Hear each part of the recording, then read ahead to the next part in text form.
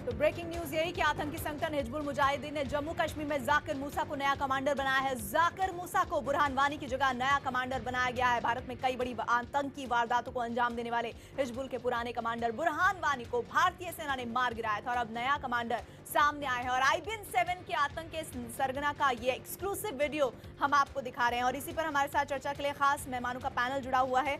Skype के जरिए पाकिस्तानी पत्रकार उमर आर कुरैशी साहब जुड़े हुए हैं, जो कि समाज टीवी के डिजिटल एडिटर भी हैं। कुरैशी साहब, शुरुआत बातचीत की मैं आपसे ही करना चाहूंगी।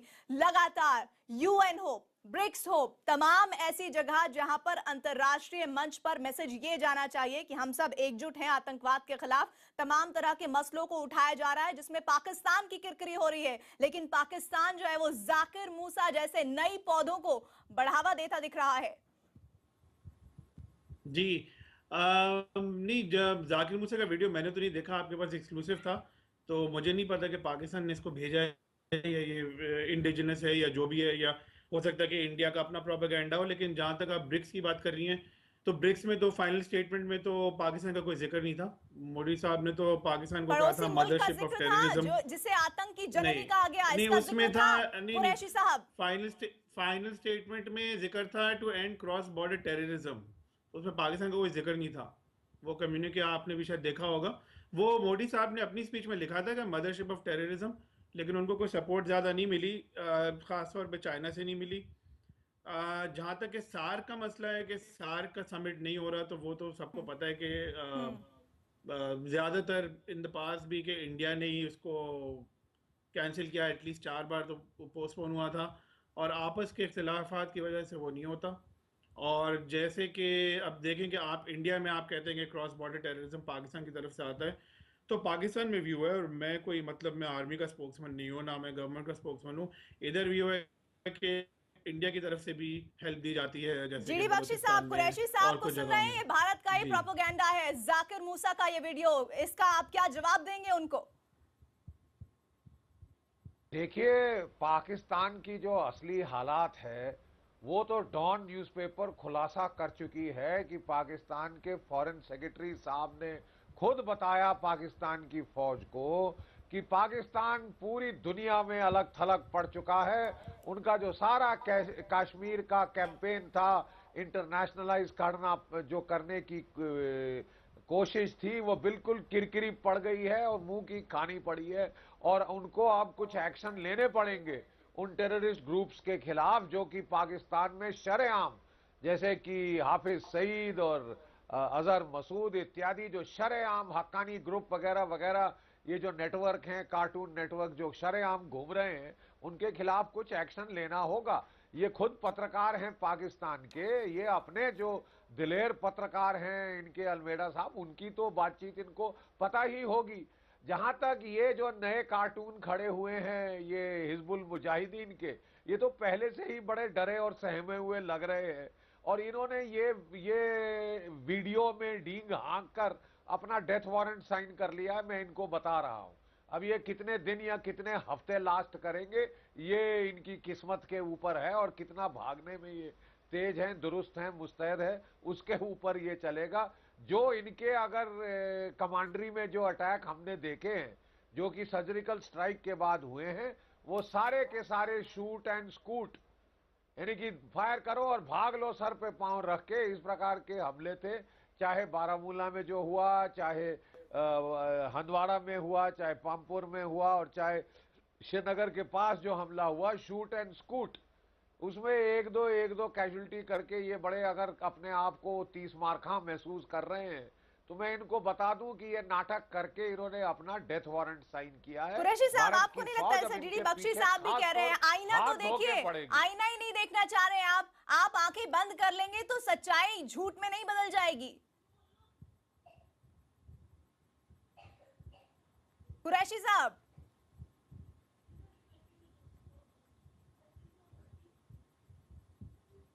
चलिए लगा कुरैशी साहब तक आवाज नहीं पहुंच पा रही है। पूर्व राजनयिक विवेक काजू साहब है। विवेक काजू साहब, आपने अभी कुरैशी साहब का बयान सुना, सीधे तौर पर तमाम बातों को, चाहे वो अंतरराष्ट्रीय मंच पर हो या फिर भारत की तरफ से कही हो, उन्होंने तमाम बातों को नकार दिया और अपनी आंखों पर अभी भी काली पट्टी बांधी हुई है पाकिस्तान ने।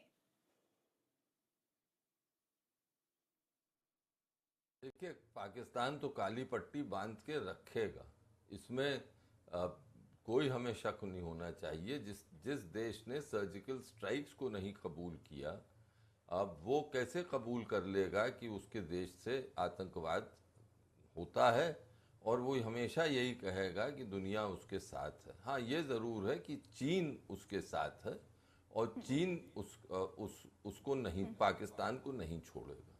हमें हमेशा ये याद रखना चाहिए कि चीन और पाकिस्तान का नेक्सस हम फेस करते हैं, और वो नेक्सस चलता रहेगा। जैसा आप कह रहे हैं काटजू साहब, और सीधे तौर पर कुरैशी साहब ने ये कहा कि हमारे लिए तो कुछ कहा ही नहीं कहा गया ब्रिक्स में, और जो भी कहा गया हो वो उसमें हमारा जिक्र ही नहीं था। इस बात को कहकर वो खुश जरूर हो सकते हैं, लेकिन जो तमाम बातों के जरिए संदेश दिया गया हो, अगर वो समझना चाहे तो बहुत कुछ पाकिस्तान के लिए ब्रिक्स में कहा गया, उसके घोषणा पत्र में कहा गया है। हमारे साथ राजीव त्यागी भी हैं, अनिल बलूनी साहब भी हैं, उनके पास में आऊंगी। जाकिर मूसा को लेकर ये भारत का कोई प्रोपेगेंडा हो सकता है, लेकिन ब्रिक्स में जो बात हमारे प्रधानमंत्री ने कही है उसके बारे में जरा गौर फरमाइए। उन्होंने कहा कि दुर्भाग्य की बात है कि आतंकवाद की जननी पड़ोस के भारत के देश में ही है। तो ये पड़ोस कौन है, जरा बताइए इस बात को, किसकी तरफ इशारा था? आपको क्यों ऐसा लग रहा है कि ये आपकी तरफ इशारा नहीं था? सच्चाई को स्वीकारिए सर। पाकिस्तान की तरफ तो इशारा था बिल्कुल, लेकिन ये तो मोदी साहब की बात एक्सपेक्टेड है ना कि वो तो पाकिस्तान को ब्लेम करेंगे क्रॉस बॉर्डर टेररिज्म में। आप मुझसे पूछी थी कि ब्रिक्स में सपोर्ट मिली इंडिया को या नहीं कि वो पाकिस्तान को आइसोलेट करे, उसका मैं कह रहा था कि इनका जो जॉइंट कम्युनिके इशू हुआ था उसमें पाकिस्तान का कोई नाम नहीं था। पत्र में जो अंतिम तौर पर मोहर लगी उन बातों पर गौर फरमाया है? आतंकवाद को लेकर, आतंकवाद को लगातार बढ़ावा देने वाले देशों के खिलाफ एक अभियान की शुरुआत का जिक्र किया गया है। क्या इस बात को आप नजरअंदाज कर सकते हैं?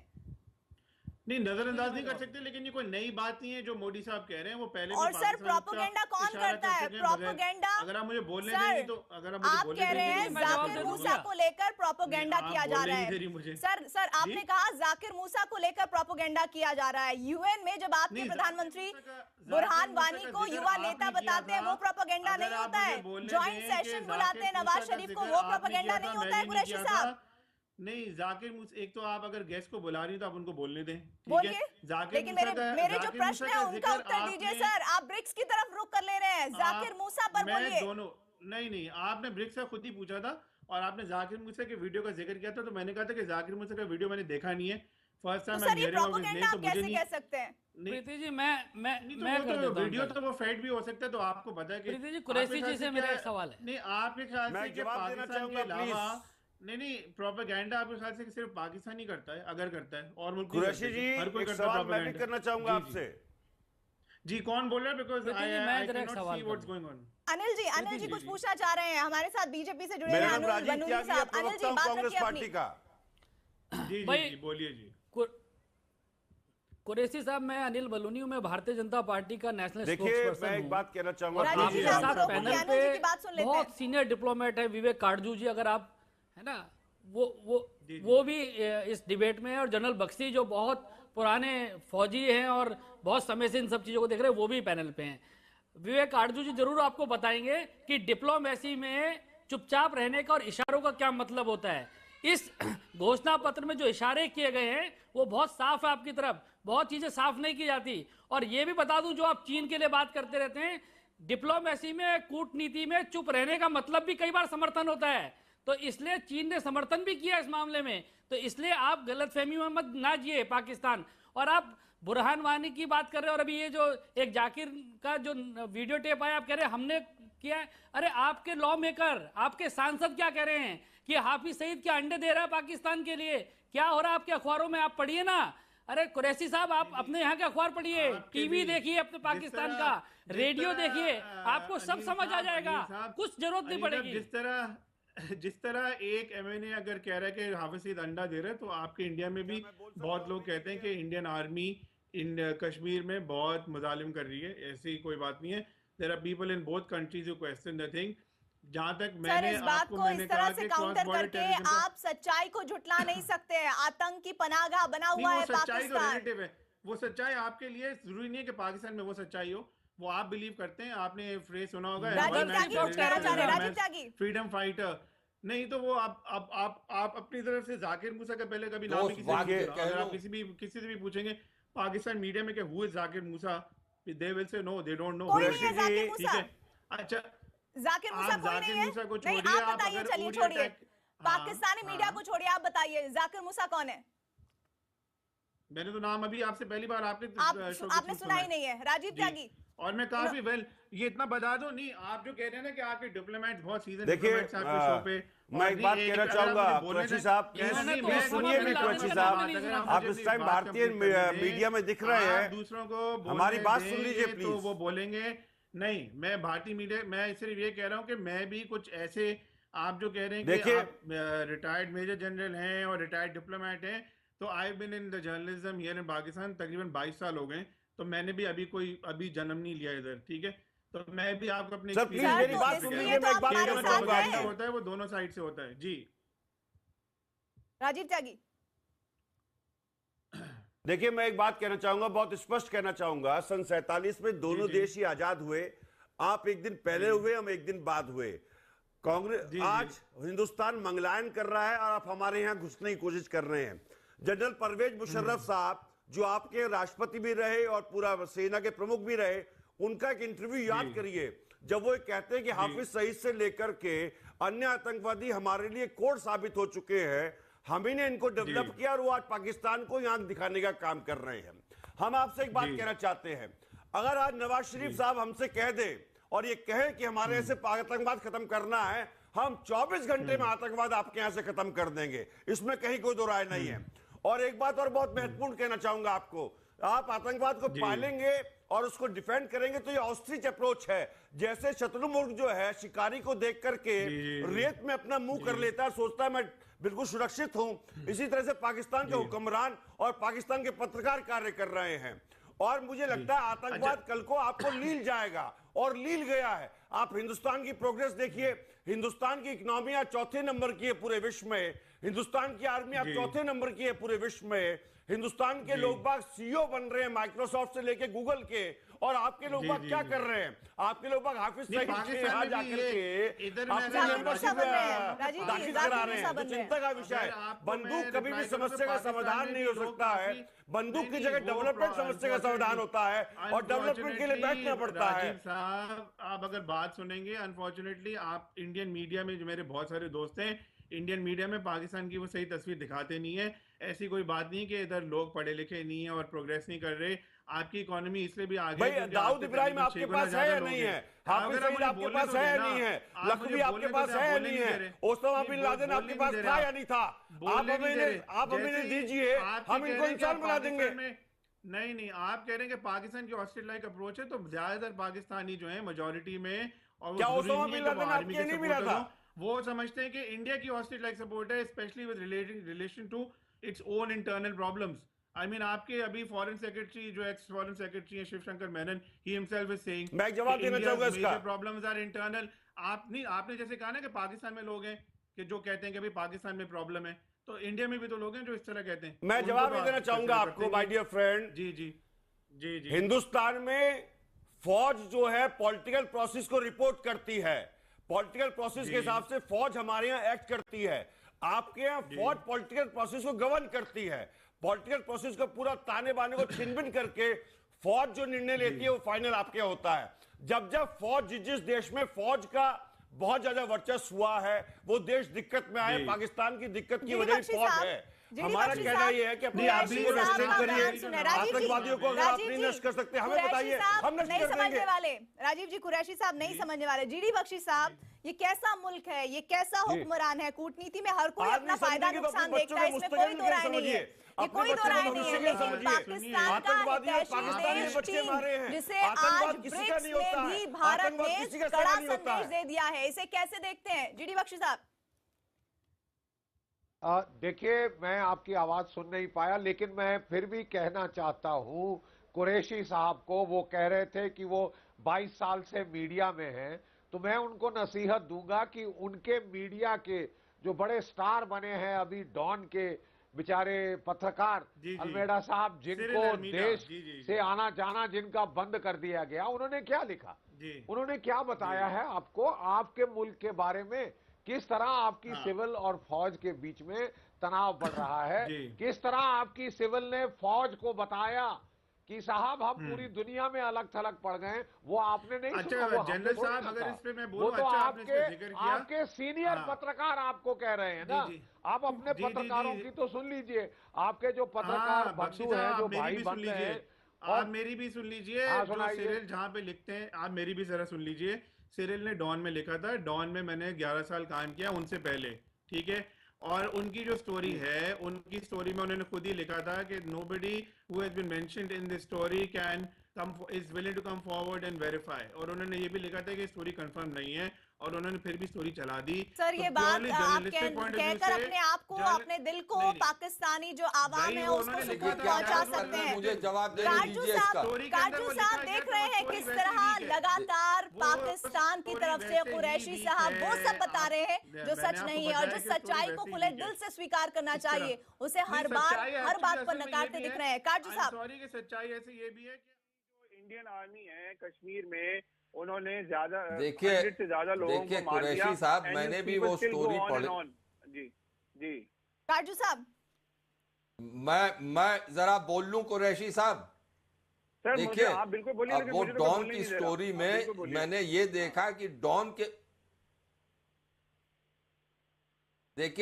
की स्टोरी में डॉन के एडिटर ने ये लिखा कि वो स्टोरी क्रॉस चेक हुई, फैक्ट चेक हुई एंड द डॉन न्यूज़पेपर जो आपके देश का, जिसमें आप कह रहे हैं आपने काम किया है, सबसे रिस्पॉन्सिबल पेपर माना जाता है, that is standing bye story. तो क्या आपको कहते हैं कि डॉन बिल्कुल अब एक थर्ड क्लास पेपर हो गया कि ऐसी महत्वपूर्ण स्टोरी छापता है और कहता है कि सब गलत है ये? जी बिकॉज उनकी जो इनिशियल स्टोरी क्या में लिखा था कि स्टोरी के नॉट, जर्नलिस्ट हैं आप या सरकारी प्रोपेगेंडा इवेंट्स बता रहा हूं आपको, मैं चेन ऑफ इवेंट्स बता रहा हूं। उनकी जो इनिशियल स्टोरी में लिखा था स्टोरी के नॉट बी कंफर्म। कुरैशी साहब पत्रकार नहीं, इंडिपेंडेंट पत्रकार आप नहीं हैं आज के दिन। That I leave to the politicians and to the other people, but मैं आपको बता रहा हूं कि इनिशियल स्टोरी में लिखा था the story can not be confirmed. उसके बाद गवर्नमेंट ने डिनाई किया था 2 बार। डॉन की स्टोरी गलत है जब वो कह रहे हैं कि साहब फैक्ट चेक हुई है। उसके बाद पे डॉन के एडिटर ने जाके बोला था कि 3 बार डिनाई, 2 बार नहीं 3 बार डिनाई किया था क्योंकि सही थी। बट डॉन के एडिटर ने जो बोला था वो बाद में जाके बोला था। और अगर आप सीनियर और जर्नलिस्ट को पाकिस्तान में पूछेंगे, कुछ एडिटर्स जो पब्लिकली नहीं कहना चाहते, they all question the story के वो रन नहीं करनी चाहिए थी, because they were not sure. नहीं तो आप कह रहे हैं कि कहना ही पड़ेगा ना, आप कहना ही पड़ेगा ना, वो तो आदत ही रही है। आप साफ-साफ कहिए कि डॉन ने क्या गलत स्टोरी छापी? लगता तो यही कि गलत छापी है जी। हाँ, यही तो आई एम सरप्राइज सर, यही तो दिक्कत है पाकिस्तान की। मैंने तो ये पाकिस्तान भी लगता बहुत कुछ है, पाकिस्तान को ऐसा लगता है आप कि बहुत अच्छा देश है, उसकी बहुत ही अच्छे संबंध है दूसरे देशों से, उसकी बहुत अच्छी छवि है। अनिल बलूनी साहब, आपने ये मुगालना कब तक पाकिस्तान पालता रहेगा? कभी तो सच्चाई से उसे मुखातिब होना ही पड़ेगा। अनिल बलूनी साहब, सच्चाई तो एक्चुअली लग रहा है कि आप लोग को नजर नहीं आ रही।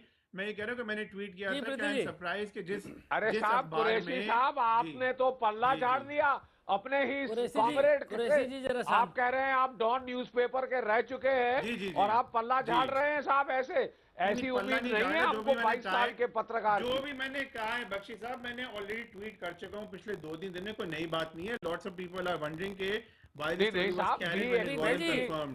जो पत्रकार हैं वो फ्रीडम ऑफ प्रेस के लिए कम से कम तो इकट्ठे हो जाते हैं।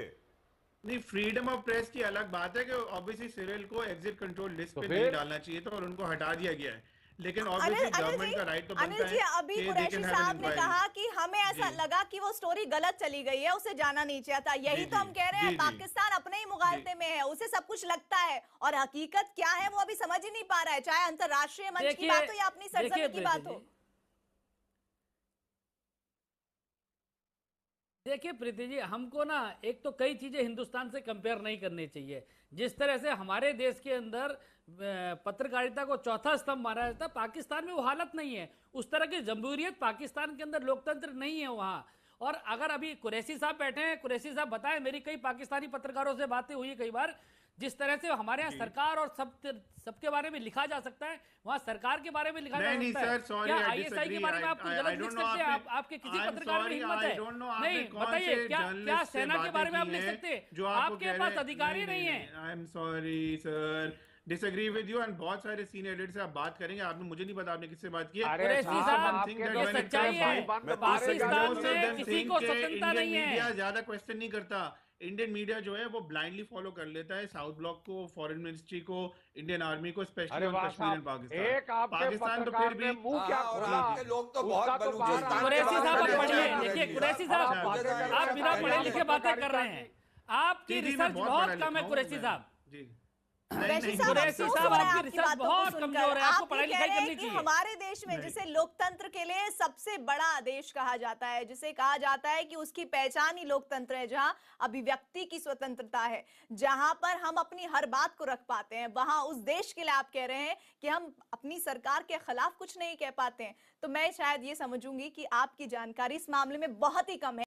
राजीव त्यागी, सीधा सवाल मेरा आपसे, जाकिर मूसा को लेकर सीधे तौर पर कुरैशी साहब कह रहे हैं कि भारत का प्रोपेगेंडा हो सकता है, लेकिन शायद कुरैशी साहब इस बात को भूल रहे हैं या फिर शायद भूल जाना चाहते हैं कि अगर वो सांप को दूध पिलाएंगे तो कभी ना कभी वो सांप उन्हें भी काटेगा, और यही हाल इस जाकिर मूसा का भी होगा।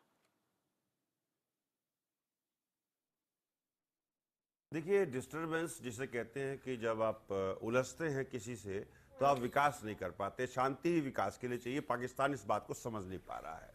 रही बात मूसा, ऊसा, पूसा या चूहे जितने भी पैदा होते हैं, हमारी आर्मी सक्षम है, उनको हम निपटा लेंगे, कोई दिक्कत नहीं है। सन 47 से लेकर के 2016 तक कई बार आर्मी ने पाकिस्तान को बता दिया है कि इंडियन आर्मी क्या है। मैं उस विषय पे बहुत ज्यादा नहीं जाना चाहूंगा, कुरैशी साहब को बहुत बुरा लगेगा, लेकिन एक बात बहुत स्पष्ट कहना चाहूंगा कुरैशी साहब, हिंदुस्तान ने महान चर्चिल के उस वक्तव्य को अपनी गांठ बांध लिया है कि हर भौंकने वाले कुत्ते पे अगर आप पत्थर फेंकेंगे तो आप अपना विकास रोक देंगे, अपने लक्ष्य पे नहीं पहुंच पाएंगे। तो हिंदुस्तान उस विषय को लेकर के चल रहा है, उस वक्तव्य को जी रहा है, इसीलिए हिंदुस्तान आज पूरे विश्व में एक बड़ी ताकत के रूप में उभर रहा है, उभर चुका है। दूसरी बात जो बहुत महत्वपूर्ण है, पूरे विश्व में देखिए आईटी है, अमेरिका से लेकर के वरना उन्नत देशों में जितनी आईटी है, मेडिकल साइंस है, हमारे यहाँ के नौजवान चला रहे हैं। त्यागी साहब, मुझे आपको रोकना पड़ेगा। काटजू साहब, त्यागी साहब, क्लोजिंग रिमार्क मुझे काटजू साहब से लेना है। काटजू साहब, क्यों ऐसे हालात हैं पाकिस्तान में, वो अपनी सच्चाई को स्वीकारना ही नहीं चाहता, चाहे खुद अपने मुल्क की बात हो या फिर अंतर्राष्ट्रीय मंच पर हो रही किरकिरी की बात हो?